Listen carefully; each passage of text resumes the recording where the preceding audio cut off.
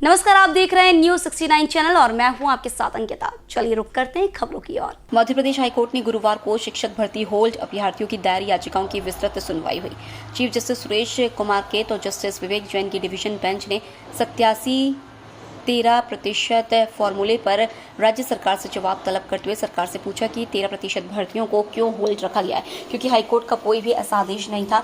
High court ने साल 2019 से हुई भर्तियों की जानकारी पेश करने के भी सरकार को निर्देश दिए। हाईकोर्ट के सीनियर एडवोकेट रामेश्वर सिंह ठाकुर ने बताया कि शिक्षक भर्ती की द्वितीय काउंसलिंग में याचिकाकर्ताओं के साथ साथ ओबीसी वर्ग के 1000 से अधिक अभ्यर्थियों को नियुक्ति पत्र जारी नहीं किए गए और न ही लिखित में कोई कारण बताया गया है। महाधिवक्ता ने कोर्ट को बताया कि शिवम गौतम की याचिका में दिनांक 4 मई 2024 को पारित अंतरिम आदेश के कारण ओबीसी वर्ग को नियुक्ति नहीं दी जा रही है। तब इसका जवाब देते हुए वरिष्ठ अधिवक्ता ने कोर्ट को बताया कि उक्त शिवम गौतम की याचिका में पारित अंतरिम आदेश बताया जा रहा है वह याचिका हाईकोर्ट से डिस्पोज हो चुकी है एवं उक्त याचिका सरकार ने सुप्रीम कोर्ट में ट्रांसफर करा दी गई है, जिससे सुप्रीम कोर्ट द्वारा कोई भी अंतरिम आदेश पारित नहीं किया गया, बल्कि उक्त याचिका सुप्रीम कोर्ट में जिन याचिकाओं से लिंक है उनमें सुप्रीम कोर्ट के 3 जजों की बेंच द्वारा दिनांक 24 फरवरी 2024 को अंतरिम आदेश पारित करके छत्तीसगढ़ राज्य में 58% आरक्षण लागू करने की अनुमति दी गई है। आज जो फैसले हुआ है, आज ओबीसी आरक्षण से संबंधित 2 प्रकरणों की सुनवाई थी।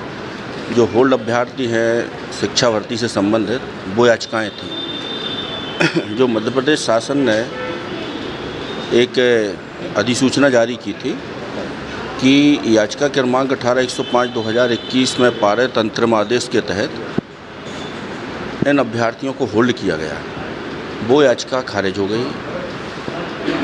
तो उन्होंने याचिका लगा के मांग की है कि भाई हमको नियुक्ति पत्र जारी अभी तक नहीं हुए हैं, सरकार ने कोई रीजन भी नहीं बताया।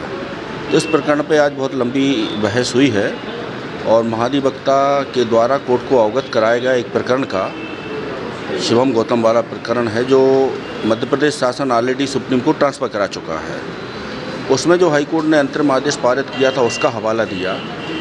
तो कोर्ट ने यही कहा कि भाई ये केस तो सुप्रीम कोर्ट ट्रांसफ़र हुआ है, इसमें सुप्रीम कोर्ट का कोई अंतरिम आदेश हो तो आप बताइए।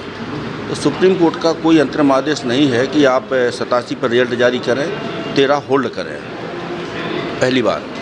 दूसरी बात, जो शिवम गौतम वाली याचिका छत्तीसगढ़ के जिन मामलों में लिंक है उन मामलों में ऑलरेडी सुप्रीम कोर्ट की 3 जजों की बेंच ने अंतरिम आदेश पारित कर दिया है और ये व्यवस्था दी है कि जो एग्जिस्टेंस रिजर्वेशन है उसके तहत इनको नियुक्ति पत्र जारी कर दिए जाएं।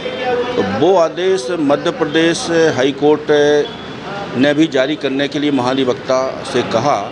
तो महाधिवक्ता ने उसमें कहा कि इसमें हम शासन का इंस्ट्रक्शंस ले लें। तो हाई कोर्ट ने एक टिप्पणी की कि भाई आपका कानून है, आप इसको क्यों लागू करना नहीं चाहते। तो महाधिवक्ता की तरफ से इसमें कोई समुचित जवाब नहीं आया और अंत में बहस में एक कंक्लूजन आया कि हाई कोर्ट का कोई भी ऐसा अंतरिम आदेश नहीं है जिसके तहत 87-13 का उल्लेख किया गया हो।